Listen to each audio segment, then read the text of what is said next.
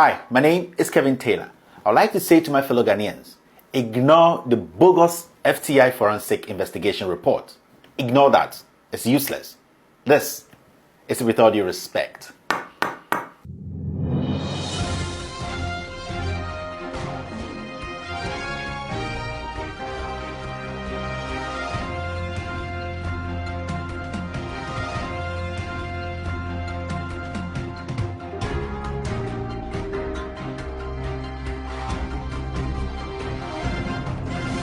So with all due respect, my fellow Ghanaians, I've always been saying this to you. Focus. When you focus, you get to the last cent. Let us not lose focus on this Pds scandal. This government, this Nana Addo Dankwa government, this NPP government is trying everything to take our eyes off this fraudulent, this stinking deal, which at the end of the day will direct almost all the money we make as a country into the pockets of a few greedy men and women in this country. This is why I have always said to my fellow Ghanaians, focus. I would like to state categorically today that the so-called forensic audit report on the Pds scandal is bogus and embarrassing, and no right-thinking Ghanaian should accept that piece of disgusting work FTI put together to exonerate this government, this stinking, greedy, corrupt government, which is neck deep in this fraudulent deal. After reading the government's 30-day forensic audit on PDS, I came to the realization that the people we have in this government today, and also the so-called media men we have today, are a bunch of liars. They are a bunch of jokers and fraudsters. Some of the media men, I have to be very specific, there are a few good ones, but those ones, they've been pushed to the peripheries. I hope that every Ghanaian have had the chance to read the excerpts of the report that are circulating on social media. Let us assume for a minute, yes, my fellow Ghanaians, let's relax, let's focus, and let's assume for a minute what we have read so far is accurate and a true reflection of the report submitted by FTI Investment, the organization that was contracted by MEDA to perform the investigation. I read the report and I am baffled by the level of disrespect and ineptitude these people think they can get away with. They think they can get away with murder in the dark. In fact, I have some few questions to ask. I've always been asking questions and nobody seems to be answering those questions, but I'll keep pushing. I'll keep asking the questions till we get reasonable answers. Yes, I have some questions to ask about this PDS deal and more importantly, the so-called forensic investigation which was done by FTI. With all due respect, the first question I would like to ask is, what was the mandate or charge given to the auditing firm?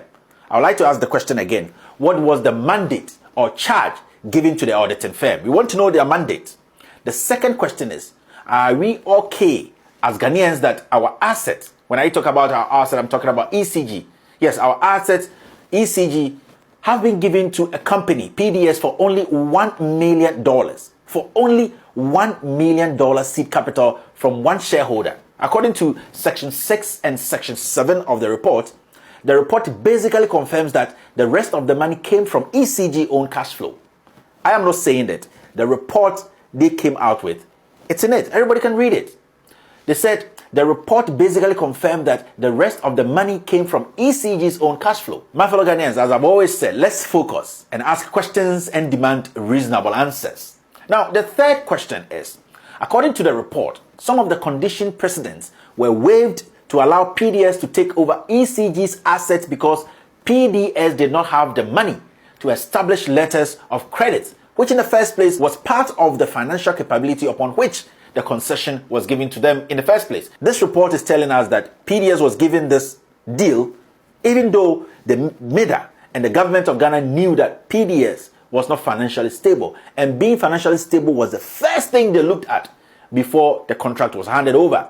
If their own report is telling Ghanaians such bold-faced facts, how can anyone look in the face of Ghanaians and say that they've not created this company, this PDS company, to loot, to share Ghana's assets and Ghana's wealth among a particular family and friends? My fellow Ghanaians, let's focus.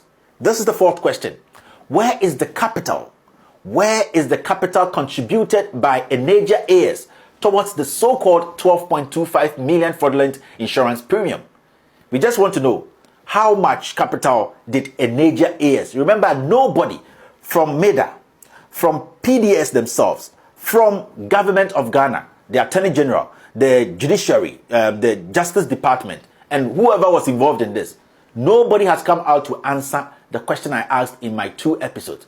Where from Eneja AS? How much did they bring on board? Who actually made sure that they went through the process to be part of the deal? Nobody has answered that. We still don't know who brought Eneja AS, who their representatives are. Today I'm asking, how much was contributed by Eneja AS? That is the 4th question. Now I would like to ask, where is David Asara's share capital contribution towards the 12.25 million premium? It's a simple question. Where is David Asara's share capital contribution towards the 12.25 million premium? Where is Koko's contribution? Remember Koko used to work at the Dankwa Institute. She's part of it. I just want to know, where is Koko's contribution?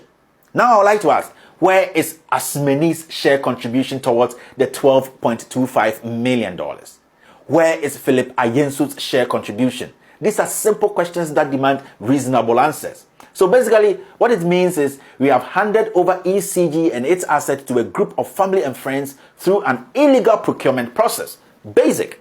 And then they do not even have to pay any money for the assets, but they get to take over ECG, and all payments from the public to ECG are handed over to these people. You see, they don't pay anything. All the money that goes to ECG, those monies are handed over to these people. And this is not fraud. According to our president, he says this is not fraud. And you see, this is how our president and his family protects the public purse. I've always said that we should not allow these Vietnam suit journalists and chain smokers to dictate to us. My fellow Ghanaians, let's focus. This is the real news. Here, this is where you get the facts, unedited facts. This is the real news. They are refusing to tell you because they have become beggars on a lap of a midget. Now, I'm going to tell Ghanaians, yes, I'm going to tell Ghanaians why these people, why these PDS people could not bring money to the table. They are primarily acting as frontmen. Yes, those people are just acting. The names you hear every day, they are just acting as frontmen. The real owners are just behind the scenes. And they are doing this with the assistance of MEDA, with the support of MCC of the United States as they hide their own shoddy work in this compact deal.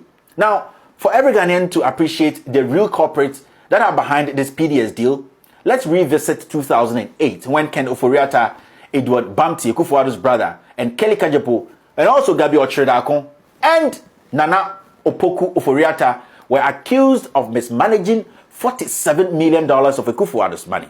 You know, these guys mismanaged Akufo-Addo's $47 million, and that report was made public. You can go read the African Watch and all that, and you see that publication, and it was real. Now, these are the same individuals that the president has strategically placed to ensure that Electricity Company of Ghana is ultimately transferred from the state to his family. So basically, what the president is trying to do is, you these guys, you embezzled my money. Now I'm going to put you on strategic positions to make sure that you bring back my money. That is why you see all these people in some very, very, very important and tricky positions. So this is the reason why somebody like Kelly Kajepo was strategically placed at ECG as board chairman. Yes.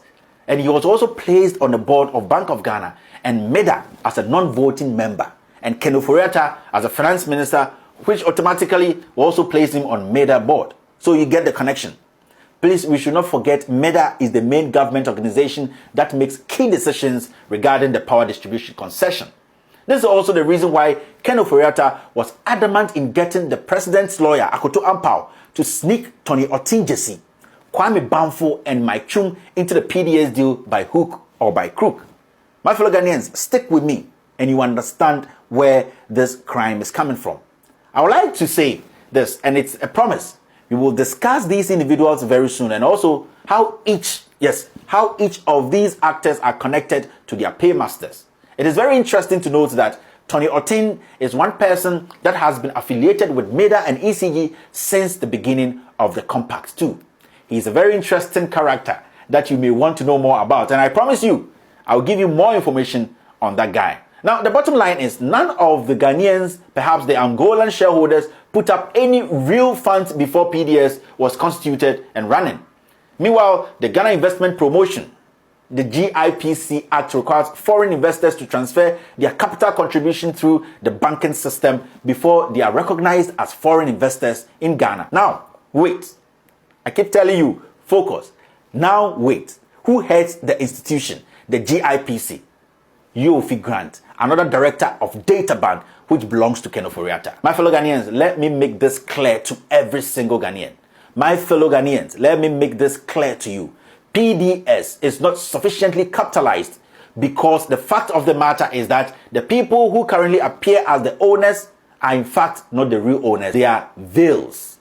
These people we see as the owners of PDS are not the owners. They are just veils. Let me tell you, they are veils. When you peel off these veils, you will see the president, Akufo-Addo. You will see Ken Ofori-Atta.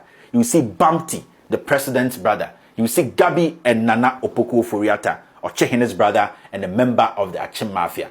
These are the real people behind PDS, pure and simple. And some of these people, don't forget, my fellow Ghanaians, let's focus. Some of these people I have just mentioned are ex-convicts. And that's a topic to discuss another day.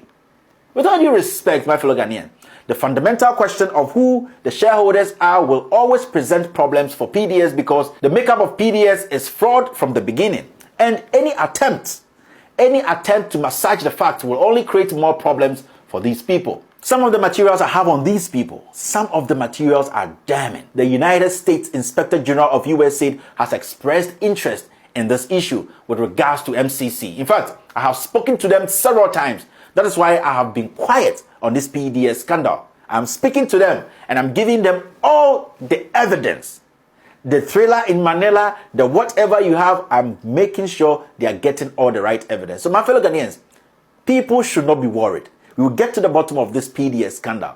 We are serious in making sure that the American taxpayer money is not applied to condone fraud and conflict of interest in this matter to the detriment of the people of Ghana and also the people of the United States of America. I say to you that this PDS deal cannot qualify as a private sector participation. Again, it is a veil created to lubricate the transfer of Ghana's assets to enrich family and friends. Nana Addo Dankwa Akufo-Addo is an embodiment of corruption. Yes, Akufo-Addo is an embodiment of corruption. His appetite to infest every aspect of this government with corruption is unprecedented in the history of this nation. The president, Nana Akufo-Addo, has a choice in this matter. He can do the right thing or choose to ignore the issues. Either way, the result will not be pretty for our party, the NPP, and the people of this country. In fact, I am ashamed to have a president like Akufo-Addo. He is an embodiment.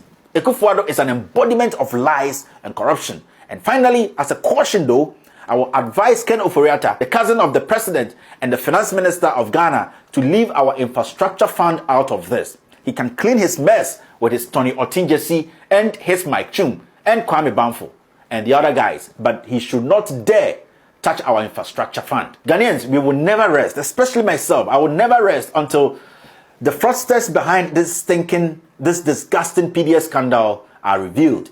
They are apprehended, prosecuted, and jailed. Enough of the generational theft this country is experiencing under the leadership of Akufo-Addo. Ghana deserves better, and if even, we will have to make sure that this PDS deal is cancelled and ECG handed over to Ghanaians to fully own and operate. We will do that because we can't just allow a few thieves to come together and take advantage of our assets. My fellow Ghanaians, let us focus and also ask questions and also demand reasonable answers. My name has always been Kevin Ekobedu Taylor, and this is With All Due Respect.